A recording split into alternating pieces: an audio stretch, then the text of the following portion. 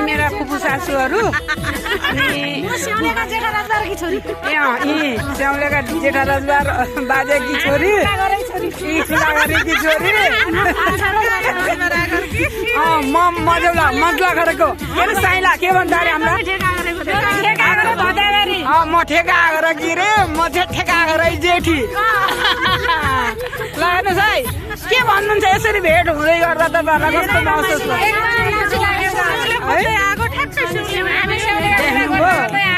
माइती मान्छे भेटियो अनि धेरै खुसी लाग्यो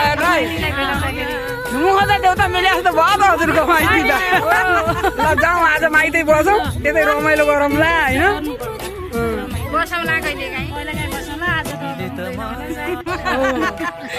कहिले हो भेट बाबा हुँदैन रहेछ ल भन्नु के छ